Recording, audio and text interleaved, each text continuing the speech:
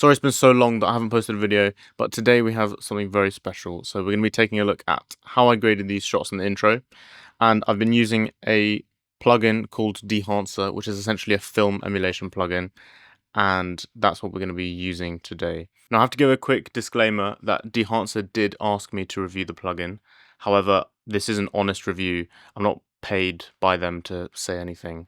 So this is a completely honest review, and I've been using it for the last week or so, and I absolutely love it. I really, really like it. So we're going to take a look at how we can use it to create a look like this. And if you use the code OscarFilm10 when purchasing any of the plugins from their website, then you'll get 10% off.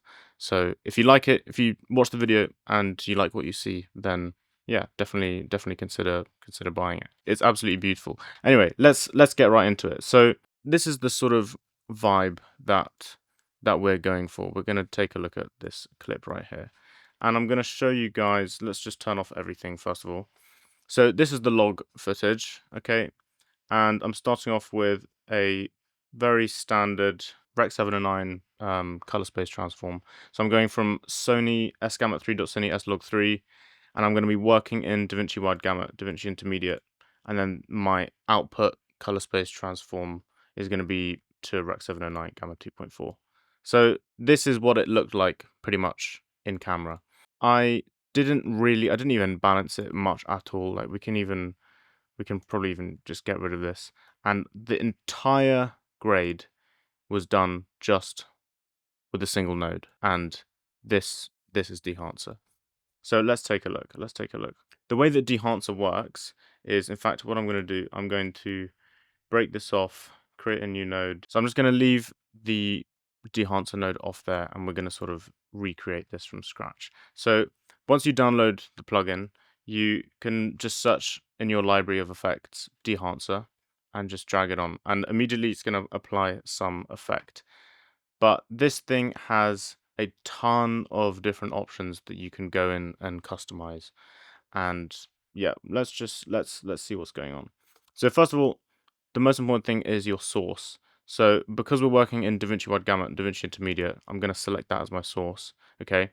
And the way that this works is basically it's trying to emulate the look of a particular film stock, right? And the two most important things, I think, in this entire menu are, number one, the film profile and the print, okay? So these film profiles, I think the best thing to do is just to experiment pretty much with all of these to see which one that you like. The Fujifilm Instax is really cool, but then on the print, you want to select a profile that you like the look of. So obviously Kodak 2383 and Fujifilm 3513 are the most common, most popular. So I mean, immediately we've not even done anything, and this is already looking good. But obviously the colors are a little bit washed. So I'm gonna put back the node that I actually graded, and I'm gonna talk to you about what I've done. So I've just closed everything, and we can see sort of what's going on. So these are all of the different options and the different things that we can use to sort of dial in this look. So number one, starting with the film developer and film compression. I've not actually used either of these, but for the film, I've gone for Kodak Vision 3 250D. And if I switch to others, you can see it's kind of like a LUT. I mean, it is basically a LUT, but you have to dial in your own sort of character to make it what you want. So the push and pull, this option is going to sort of change contrast and color density. So I've just left this somewhere in the middle. That's what I like. And we're going to ignore the film developer and the film compression, and I'm going to head straight to the print. So if I leave it as linear, this is more similar to the Rec. 709, okay? But then if I turn on Kodak 2383, this is when we actually start to see a lot of the magic happen. And the thing that's giving us most of our juice in the image is this thing right here, which is color density. And color density is something that you see all the time when it comes to the film look. And color density is essentially very saturated but very dark colors. Okay, so you can see the difference if I move this slider around. Okay, look at what's happening on the vector scope, right? We're really like, look how saturated all of these colors are, right? But it's not like a smack in the face, because if I go into here in the saturation and I bring this up, can you see the whole image just looks, I mean, obviously I've done it to the extreme, but it's looking kind of, it just looks unnatural. So what you want to be doing is, wait, let me put this back to 50. What you want to be doing is adding color, but keeping the sort of brightness or the luminance of the color low. And you can do that with color density. And I've just put these both on 100. So if I bring this down, that's going to bring the saturation down. But obviously I want to push this as far as I can. And I think this looks absolutely incredible. And I mean, if we go on the waveform, this isn't very bright at all. Like, look at this, right? We're looking at sort of halfway up the waveform, but the color, there's so much juice and sort of information packed in to this tiny little value that, yeah, it just contains a lot of color and it's not very bright. So that's the magic. Then the color head, I've not really experimented with absolutely everything, but I think the main things to consider with Dehancer are your film emulation. So which sort of profile are you wanting to emulate?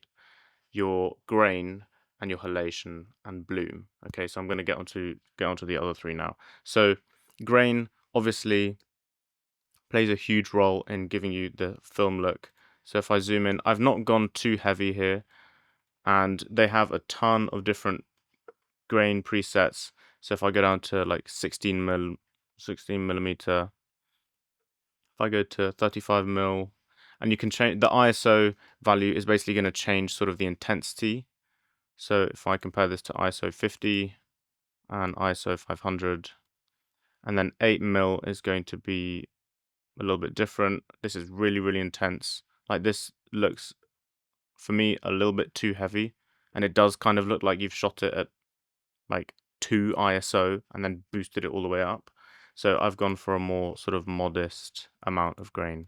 And then obviously you can dial it in using this slider.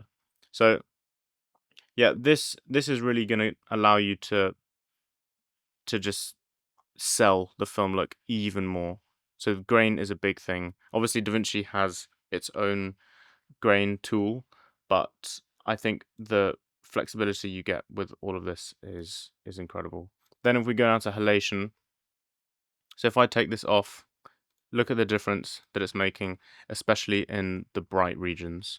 So if I go towards the edge of this yellow ball and I enable it and disable it, it's adding this sort of red bloom around the edges. And actually you can see this really clearly in this shot here. If I go up to the lights and enable, disable, and it actually, halation makes such a huge difference. Like, this looks really nice, but the difference of just adding this tiny hint of red in the highlights is just, it's the immediate giveaway that yes, this was shot on film. Well, obviously it wasn't, but when you watch old movies, you'll see this all the time.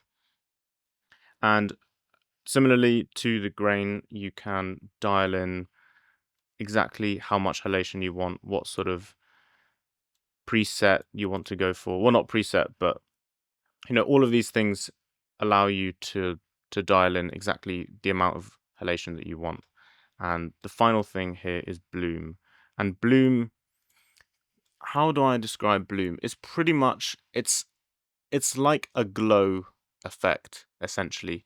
So if I zoom in a little bit and I enable and disable, it's sort of just creating this creamy, soft sort of roll off on the top end, and it's adding this little bit of glow. And again, there are different presets. If you amplify this, then you'll see the difference that it's making. So if I go off and on. So I think this is like the combination of the grain, the halation, the bloom, and obviously the profile, which gives you all of these colors, it's so easy to use. Like if I was to try and make this from scratch, from here, first you need to, obviously we're rotating all of these hues, all of these pinks to red. We need to change this green to sort of a more blue, and then you have to play with you're probably going to be doing a lot of stuff in your custom curves. So I mean, we can try and like very, very quickly, I mean, if let's say we wanted to take this pink and sort of bring it closer to red, and then take this and bring this closer to sort of blue. Okay, we're sort of getting in the right direction. But I mean, you can see that doing all of this is going to take you so much longer, and dialing specific hues isn't going to give you a clean, or a look that is as clean as just emulating an entire film profile like with this. I mean, look at that. This literally, like, I don't even know what to say. The fact that you can just do this in a single click and just by changing a few things is incredible. And there's so much to play around. So if you prefer the Fujifilm 3513 and then you wanted to try something funky, like this also looks really cool. And it's a completely, like, you can make hundreds, thousands, millions of different looks probably just with this one plugin. And I've not even looked at the film developer or the film compression. So actually, this is quite useful, allowing you to change the white point.